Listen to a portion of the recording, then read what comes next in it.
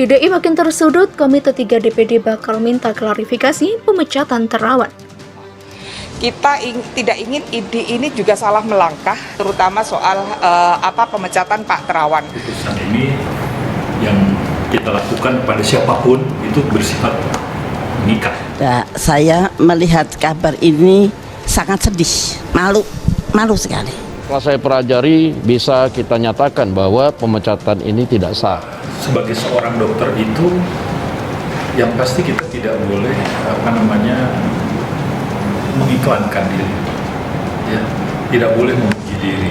Itu bagian-bagian yang ada di dalam rambu-rambu etik. Dan saya juga memahami bahwa Undang-Undang Praktek Kedokteran Nomor 29 Tahun 2004 telah memberikan amanah yang besar. Lalu kalau tidak ada itikat yang baik dari pribadi Dr. Terawan, maka diusulkan untuk dipecat permanen. Tetapi memang atas nama IDI punya waktu 20 hari, artinya udah berlalu berapa hari dan sekarang tinggal 25 hari ke depan untuk juga melakukan klarifikasi. Waduh, ini rakyat sudah menanti-nanti, rakyat akan banyak kecewa terhadap IDI. Padahal Pemecatan ex-Menkes Terawan Agus Putranto dari keanggotaan Ikatan Dokter Indonesia atau IDI berbuntut panjang. Setelah DPR, kini giliran DPD yang menjadwalkan pemanggilan pengurus IDI. IDI bakal digilir, kini IDI berada di posisi yang makin tersudut. Ketua Komite 3 DPD RI Silviana Murni mengatakan masyarakat tengah menyoroti polemik yang mencuat di publik terkait pemecatan mantan Menteri Kesehatan Republik Indonesia atau Menkes RI Terawan Agus Putranto dari keanggotaan Ikatan Dokter Indonesia atau IDI. Karena itu, Senator asal Jakarta itu mengatakan bakal memanggil pengurus IDI untuk berdiskusi dan meminta klarifikasi terkait hal itu. Ketua Komite 3 DPD RI kata dia membidangi kesehatan. Apa tidak ada langkah yang lebih bijak kalau memang ada kekeliruan oleh yang bersangkutan? Karena bagaimanapun beliau pernah berjasa bagi negara ini. Tentu ini sebagai catatan kami di Komite 3, kami akan memanggil IDI untuk memberikan informasi dan klarifikasi. Demikian ujar mantan calon wakil gubernur DKI bergandengan dengan Agus Harimurti Yudhoyono itu dalam keterangannya pada Selasa 29 Maret 2022. Lebih lanjut, mantan wali kota Jakarta Pusat itu mengapresiasi prestasi Terawan selama ini, terutama saat dia membidangi temuan vaksin Nusantara sebagai salah satu opsi vaksin untuk masyarakat yang tengah dikepung wabah. Saya meyakini bahwa vaksin Nusantara yang digarap Dr. Terawan ini mampu akselerasi atasi pandemi COVID-19, tidak sekedar mendukung, tapi saya juga sudah disuntik vaksin Nusantara oleh Dr. Terawan pada 21 Mei 2021 tempo lalu. Demikian ungkap Silvi. Dia menambahkan atas jasa-jasanya Terawan juga harus diberi hak untuk memperjuangkan haknya agar mendapatkan keputusan yang bijak. Dia mengingatkan bahwa Terawan juga merupakan salah satu dokter terbaik di Indonesia. Dr. Terawan adalah salah satu dokter terbaik yang dimiliki Indonesia, banyak prestasinya.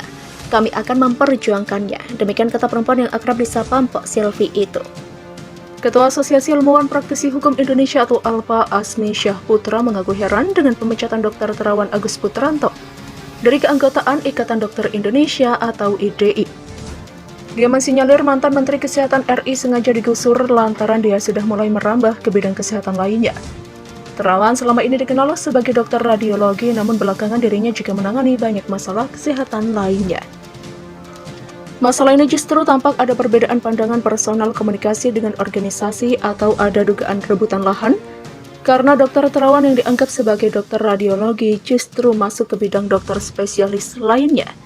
Demikian kata Asmi Syahputra.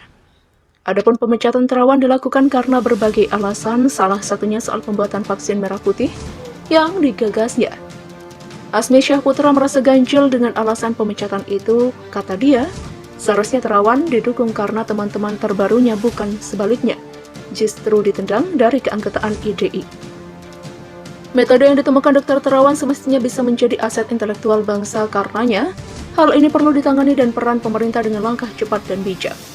Demikian tuturnya.